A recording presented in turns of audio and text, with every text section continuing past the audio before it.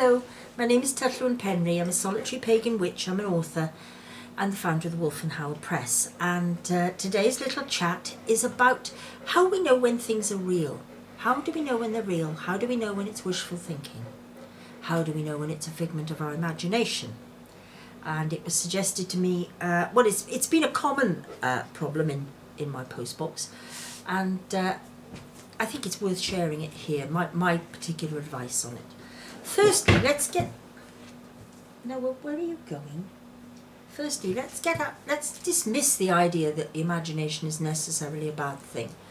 It's as though when people say to us it's all in the mind, it's as though the mind is some kind of scrap heap where only rubbish goes. Actually, the mind is a very great and important part of our lives, of our spirituality, of our thinking, and of our magical work.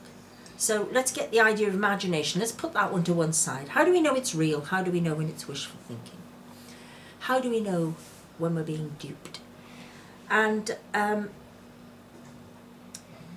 is something about when something is real, and it is accompanied quite often by doubt.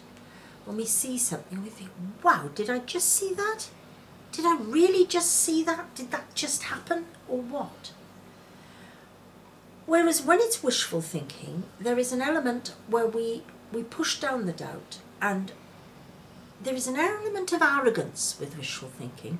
You know, if you actually stop and you look at it, I find it when you hear people say, I am going to cast a spell for whatever it is, you know, and it's usually something very, very grand, and listen to me, and I can do this and I can do that. And once that comes in, I would say, yes, we are getting into the realms of wishful thinking. Because, you know, someone who really does practice magic, really does do spellcraft as part of their magical work, they tend not to make a very big fuss about it. When I do spells, it's very rare anybody actually knows I'm doing one. That's Noah. When we do things, you don't even try to make a big thing about the result. You know, you're not going to turn around afterwards and say, oh yes, well of course I cast a spell to make, I don't know, so-and-so win the council election. I cast a spell to make such and such happen. It's very unlikely, because it's got that little nugget of self-satisfied in it. That little nugget of, aren't I great? I've done so-and-so. That little nugget of arrogance where it's there and you're really watching it, and it does make you feel a bit uncomfortable.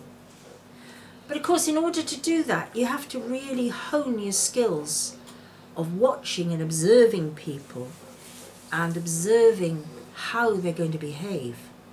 And so in the same way with ourselves, we have to hone that skill. Do we feel a bit too pleased with ourselves about something? Well, we may have good reason to feel pleased with ourselves.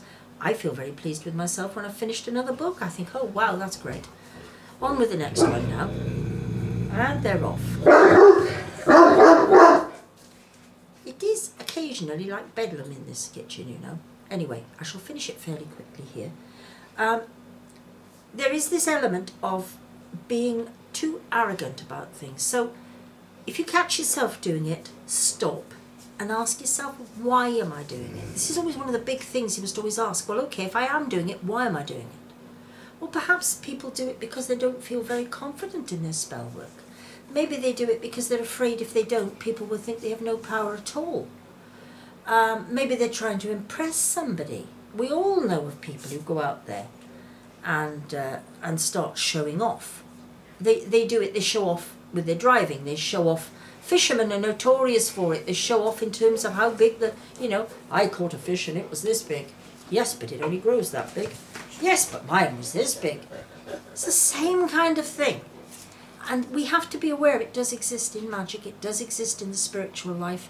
If you've gone, say, on a magical journey and something absolutely wonderful has happened to you, well, sit back and think to yourself, well, did it really happen? And often the less fantastical it is, the more real it is too. Often people will add things on because it doesn't sound important enough. It was a magical experience, but they felt the need to exaggerate it. Will you two just pipe down, please? Yes, these two exaggerate a bit. Archie and Noah. We haven't met Archie yet. Bit of chaos goes on with the pair of them. So this is something to think about, and I do hope it helps, because that's what I'm here for. I'm here to try and help and answer the odd little questions that niggle away at solitaries when they've got nobody else to ask. So anyway, I do hope you've enjoyed it, and thank you very much for listening. Goodbye.